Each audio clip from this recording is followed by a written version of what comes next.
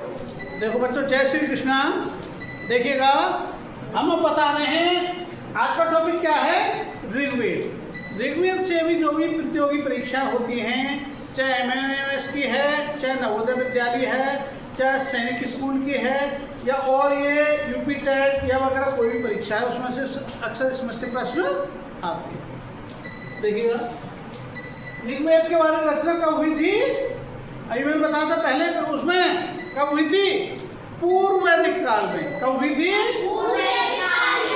और पूर्व वैदिक कब से कब तक था, 1500 से 1000 ईसा पूर्व तक। ठीक। जो ऋग्वेद था, ऋग्वेद में 10 मंडल थे। कितने मंडल थे ऋग्वेद में? 10। जो उनमें सबसे पुराना मंडल था वो 2 से 7 तक सबसे पुराने मंडल थे। उसके बाद में 8वां और 9वां मंडल बना, और सबसे जो नया मंडल है, सबसे लास्ट में कौन सा जुड़ा है, पहला और 10।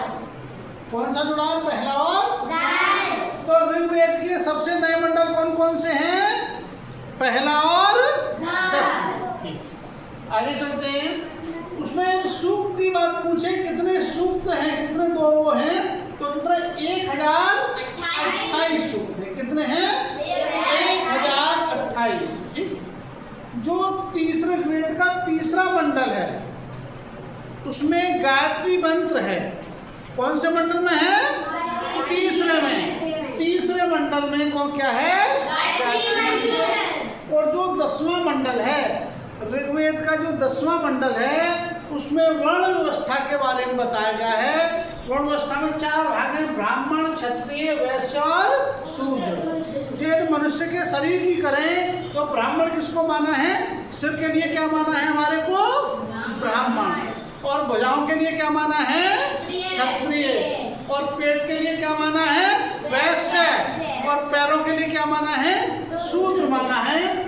इसी प्रकार से वर्ण व्यवस्था उन्होंने इसके आधार पर ही बनाई है कि सिर का काम क्या, सोचने का, उसका ज्ञान का काम कौन करता है, हमारा मस्तिष्क करता है। रक्षा का कार्य कौन करता है, भुजाएं करती हैं, क्षत्रियों का है। और समाज के पालन पोषण का काम किसका है, वैश्यों का है। और जो शूद्र का काम क्या है, सेवा करने का। हमारे पूरे शरीर का वजन कौन उठाता है, पैर। तो इनका ये क्या हो गए, शूद्र हो गए। इस प्रकार से आगे चलते हैं।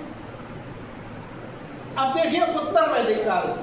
उत्तर वैदिक काल में क्या चीज मुख्य है, उन्होंने कहा उत्तर वैदिक काल में 4 आश्रमों में जो व्यक्ति का जीवन है, 4 आश्रमों में विभाजित किया।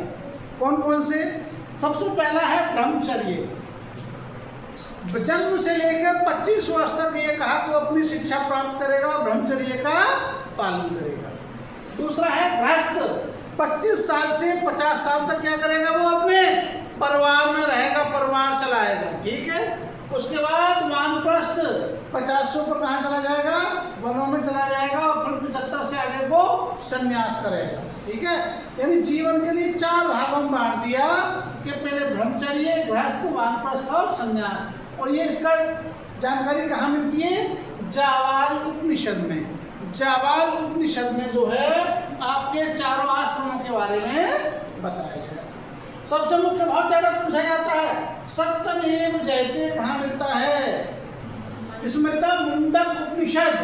सत्यमेव जयते कहाँ पे मिलता है, हमारा मुंडक उपनिषद में। और ये अथर्ववेद में है। मुंडक उपनिषद किसमें है, अथर्ववेद में। इसी प्रकार से यम नचिकेता संवाद, यम नचिकेता संवाद के बारे में पूछा जाता है। ये कठोपनिषद में है, और ये किसमें है, हमारा यजुर्वेद में है। आगे देखते हैं। ये भी बहुत महत्वपूर्ण है, इसमें से 100% आता है। प्रत्येक बार कोई ना कोई क्वेश्चन जरूर आता है, बहुत ही है। सबसे पहले दर्शन। ठीक है। नाम, दर्शन का नाम क्या है, और ये हमारा प्रतिपादक, किसने उसकी रचना की। सबसे पहले योग दर्शन। योग है तो ये है पतंजलि। किसने की थी, पतंजलि ने। पतंजलि ने योग दर्शन की प्रवर्तक है इसके। सांख्य दर्शन के कौन है, महर्षि कपिल। सांख्य दर्शन के कौन है, महर्षि कपिल। न्याय दर्शन के कौन है, महर्षि गौतम।